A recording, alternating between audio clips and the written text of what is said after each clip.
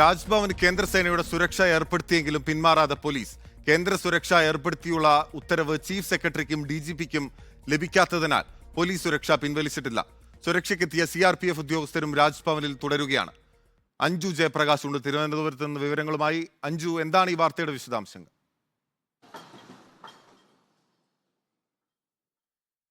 ബിനിൽ, കഴിഞ്ഞ ദിവസമാണ് കേന്ദ്രസേന ഈ ഗവർണറുടെ സുരക്ഷ ഏറ്റെടുക്കുന്നത്. നമുക്കറിയാം, സംസ്ഥാനത്തിന്റെ ക്രമസമാധാന ചുമതല അടക്കം നിർവഹിക്കുന്ന പോലീസ് ഇത്രയും ദിവസങ്ങളിലായി ഗവർണറുടെ എല്ലാ പ്രതിഷേധങ്ങളും റൂട്ടുകളും അങ്ങനെ ഗവർണറുടെ പ്രൊട്ടക്ഷൻ ഉൾപ്പെടെ നടത്തിക്കൊണ്ടിരിക്കുന്നതിനിടയിലാണ് കേന്ദ്രസേന ഈ ഗവർണറുടെ സുരക്ഷ ഏറ്റെടുക്കുന്നതുമായി ബന്ധപ്പെട്ട വേഗത്തിൽ തന്നെ എത്തിച്ചേരുന്നത്. അത് ഇന്നലെ തന്നെ എത്തിച്ചേരുമെന്ന് പറയുന്നു. ഉടൻ തന്നെ മണിക്കൂറുകൾ നേരത്തെ തന്നെ ഇത്ര ഒരു ആവശ്യം ഉന്നയിച്ചെങ്കിലും പെട്ടെന്ന് തന്നെ കേന്ദ്രസേന ചുമതലകൾ ഏറ്റെടുക്കുന്നു. ആദ്യ പരിപാടിയായി ഇന്നലെ വൈകിട്ട് മസ്കറ്റ് ഹോട്ടലിൽ നടന്ന പരിപാടിയിലേക്ക് കേന്ദ്രസേന ഗവർണർക്കൊപ്പം സഞ്ചരിച്ചെത്തുന്നു. ഇതൊക്കെ നമ്മൾ കണ്ടതാണ്. പക്ഷേ നിലവിൽ പോലീസ് തങ്ങളുടെ ചുമതലയിൽ നിന്ന് പിന്മാറണമോ എന്നൊരു ചർച്ച ഉൾപ്പെടെ നടന്നിട്ടുണ്ടായിരുന്നു. എന്നാൽ ഇതിൽ പൂർണ്ണമായും തീരുമാനം ഈ സുരക്ഷാ അവലോകന യോഗത്തിന് ശേഷമാകും ഉണ്ടാകുക എന്നാണ് അറിയാൻ സാധിക്കുന്നത്. നിലവിൽ ഇപ്പോഴും രാജ്ഭവനിൽ പോലീസിന്റെ സുരക്ഷ തുടരുകയാണ്. അതായത് CRPF വന്നതിന് ശേഷവും പോലീസ് തങ്ങളുടെ ഡ്യൂട്ടി യഥാക്രമം നിർവഹിച്ചു വരികയാണ്. ഇതിൽ എന്തെങ്കിലും തരത്തിലുള്ള മാറ്റം വേണമെങ്കിൽ കേന്ദ്ര ആഭ്യന്തര മന്ത്രാലയത്തിന്റെ ഉത്തരവ് ചീഫ് സെക്രട്ടറിക്കോ DGPയുടെയോ കയ്യിൽ എത്തിച്ചേരണം. ഇത് എത്തിച്ചേരുന്നതുവരെ പോലീസ് തങ്ങളുടെ ഡ്യൂട്ടി യഥാക്രമം ചെയ്തു വരും. നിലവിൽ ഗവർണറുടെ റൂട്ട് ഉൾപ്പെടെ നിശ്ചയിക്കുന്നത് പോലീസാണ്.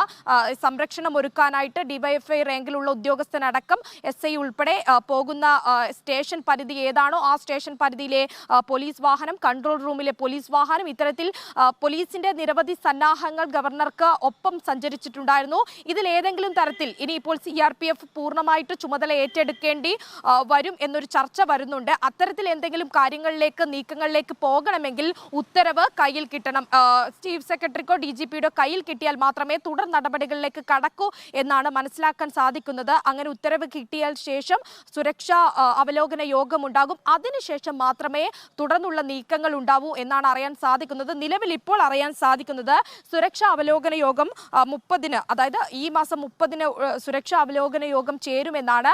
അങ്ങനെയാണെങ്കിൽ 30-ന് ശേഷമായിരിക്കും പോലീസ് രാജ്ഭവൻ വിടണമോ അല്ലെങ്കിൽ പോലീസ് ഉൾപ്പെടെ പോലീസും CRPFും ചേർന്നുകൊണ്ടായിരിക്കുമോ ഇനി ഗവർണറുടെ സുരക്ഷാ കാര്യങ്ങളിൽ തീരുമാനമെടുക്കുക അല്ലെങ്കിൽ സുരക്ഷയുടെ ഭാഗമായി നിലകൊള്ളുക എന്നത് അറിയാൻ സാധിക്കുള്ളൂ. നിലവിൽ ഇപ്പോഴും രാജ്ഭവനിൽ പോലീസിന്റെ സുരക്ഷ തുടരുന്നുണ്ട്. അതുമായി ബന്ധപ്പെട്ട കേന്ദ്ര ചീഫ് സെക്രട്ടറിക്കും DGPക്കും ലഭിക്കേണ്ട ഉത്തരവിന് ശേഷം മാത്രമേ രാജ്ഭവനിൽ നിന്ന് തങ്ങളുടെ ഡ്യൂട്ടിയിൽ നിന്നും പിന്മാറുകയുള്ളൂ എന്നാണ് അറിയാൻ സാധിക്കുന്നത്. സുരക്ഷയ്ക്കെത്തിയ CRPF ഉദ്യോഗസ്ഥരും രാജ്ഭവനിൽ നിലവിൽ തുടരുന്ന സാഹചര്യം തന്നെയാണ് ഇപ്പോഴും ഉള്ളത്.